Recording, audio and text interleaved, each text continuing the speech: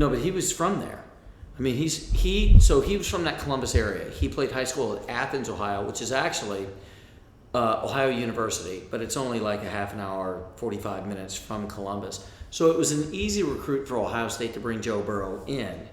But they had Barrett, they had Cardale Jones, they had Braxton Miller at a time right before he got there.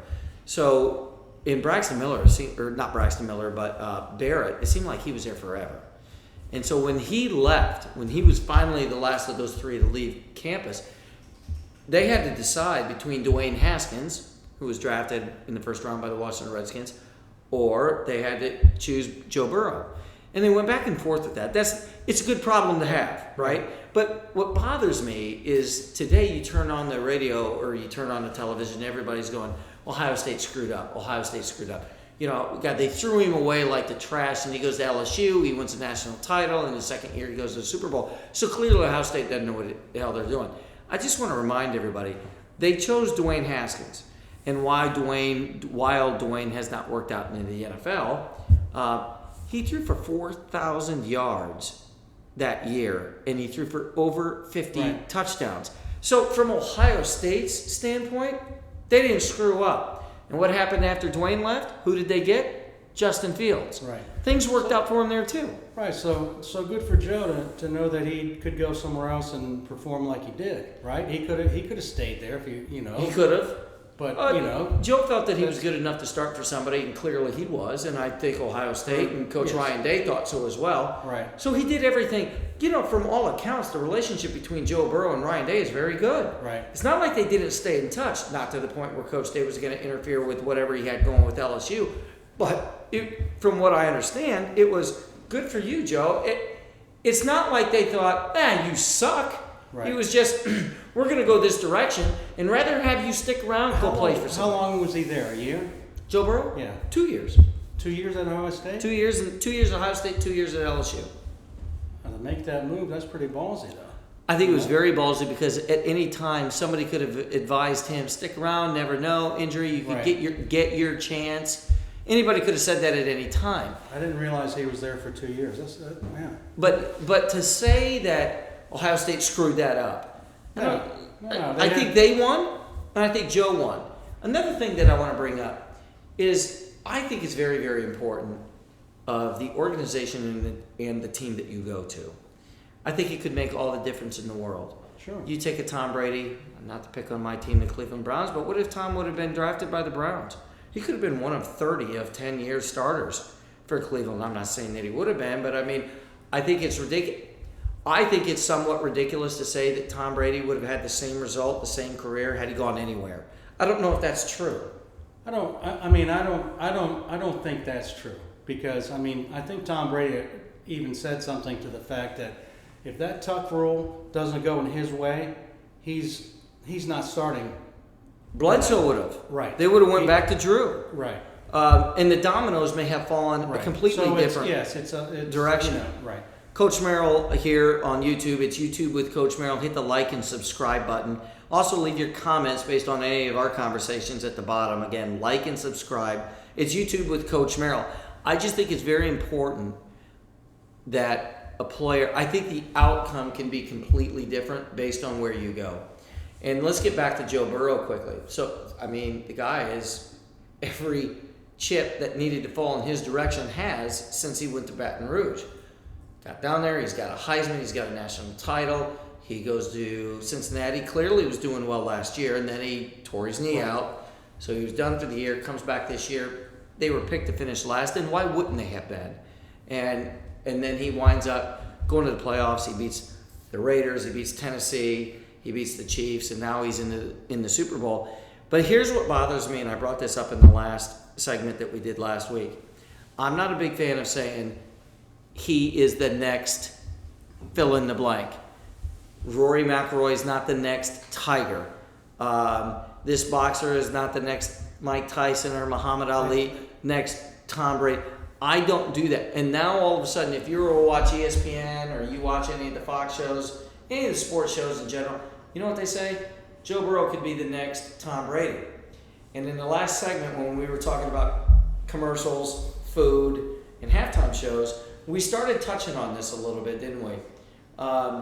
Joe Burrow, he might be the next Tom Brady. I don't think there is a next Tom Brady, but he could also be the next Dan Marino. Correct. And he could be the next Tom Brady if he gets an offensive line. He's not going to be Tom Brady if he's got the same offensive line. And he goes, they're playing Tennessee, and this dude gets sacked 9 times. Right? Yeah. Well, still wins. I mean, which is pretty. We always talk about how many times he's been sacked. How about how many times he was knocked down or running for his life? He got sacked 9 times at Tennessee and still won. You Right. know, so maybe we need to address the offensive line, but and that's the only way he's going to even have a chance of being another Tom Brady, right? He can't get hit that many times through the. So what you're saying is when you meet with the Bengals ownership and general manager in a couple of weeks, you're going to bring this up. I will, because I've seen Ben be the most sacked quarterback in history, right? Yeah, but Joe Burrow's no Ben as far as his side and girth, you know. Right. Exactly. In baseball, we used to call it the heavy ball. We had a kid named Brad Milligan that pitched for Dave and I when we were coaching at Otsego High School. And Dave and I used to always talk about Brad threw a heavy ball, meaning he would throw it no matter what batter was when you hit it. It was like hitting just a wet, soggy ball. Like the old softball. Yeah, it was just that. like a flare, fly ball, or ground ball. You could never like just tee off on one. Right. It's the same thing in this situation. With Ben, when you hit him, it was like hitting one of these tackling dummies. It was just, Right. Tough. That's not Joe Burrow. It isn't, and that's why I say that in order for him to be the next Tom Brady, I don't believe there's going to be another Tom Brady the way that football is now. But they're going to have to shore up that offensive line for sure. I mean, somehow, some way. They're going to have to do something to keep him alive. Look, you're a Steelers fan. I'm a Browns fan. The Bengals are in the AFC North. I'm rooting for the Bengals. I'm rooting for the AFC North. I have a hard time doing it with Baltimore because they left Cleveland and they won 2 Super Bowls, right? So I have a difficult time doing that. And if truth be truth, I do kind of root for the Steelers a little bit, but I have a hard time with them too because they've won so many Super Bowls and they've been there so many times. Cincinnati actually somewhat relates to Cleveland. They've been there twice before. This is their 3rd time, so they don't, but they've never won one. I'm an AFC guy because of the Steelers. I will never root for Baltimore. Why's that though? I don't know. It's just kind of like our. You don't like hardball? Nobody likes the hardballs. I've never liked that team. I can stomach Cleveland. I can stomach Cincinnati. Right. But Baltimore it's just never going to do that. I don't care who they're playing. But I'm always like an AFC guy. But if it's Baltimore, I am not rooting for them in the Super Bowl. It's YouTube with Coach Merrill. YouTube with Coach Merrill. Go ahead and hit the like and subscribe button. I am here live with Sportsman's Grill owner Steve Giannakis, and we're talking Joe Burrow and the Super Bowl that's going to take place. Steve, the thing with Joe is a lot of time. Here's the other thing. Let's forget about people crowning him as the next Tom Brady or the next. How about let's go through one more game and see what happens. Let's just leave the next out of this. Chances that Joe Burrow and the Cincinnati Bengals make another Super Bowl, or chances that Joe Burrow is playing with the Bengals in 5 years. Yeah, that's a good question. I mean, he could be the next guy. I think the Bengals are going to win, and I just think that there's some years where there's a team that just puts it all together, and I don't know if it's destiny or whatever, but they just seem to. I think that's the Bengals. Do I think they're going to be a dynasty? No. Do I think that they? I don't know if they'll. I don't think they're going to win back-to-back Super Bowls. Come on, man. Right. Well, I mean, but who knows? I mean, football's changed so much. I mean, you can be down 30 points at halftime and come back and win. Nothing in this world makes sense to me anymore if the Cincinnati Bengals win 2 in a row. Oh, well, I would agree with that.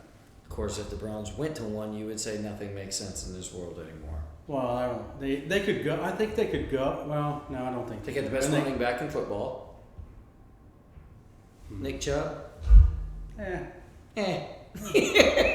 think Derrick Henry's probably a little. Let me ask you this. I don't want to get into the way of the Joe Burrow segment, but have the Browns ever had the best of anything in the last 30 years. Well, Jim Brown, but that's been more than 30 years. Yeah, there's been more than 30 years. No. God, listen to me, God. No. If ownership of the Cleveland Browns were to call you and I in and say, what are we doing wrong? They don't even have good cheerleaders. Right?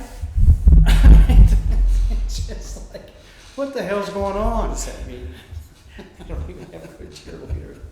Like and subscribe. YouTube with Coach Merrill. YouTube with Coach Merrill. That's Joe Burrow. Super Bowl is coming up next.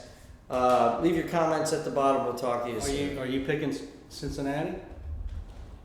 Was it 5.5? I think so. 4.5? I think the line was going down, actually. I think it started like 5.5 or 6. I think it was down to like 4. Well, one of the bets you can do is like Joe Burrow, like running yards, and I think early in the week it was 10 yards. Running? Yes. Well, the Rams' front four is ridiculous. Right, and I guess you have to, if he gets sacked, you got to He take goes the other way. Right. So 10 yards? I think that's what it was. God. All right. I'm going to take... look at me. I almost tried to bail out of this thing before I had to say anything. I think it's ridiculous. I can't imagine taking Cincinnati. Are you kidding me?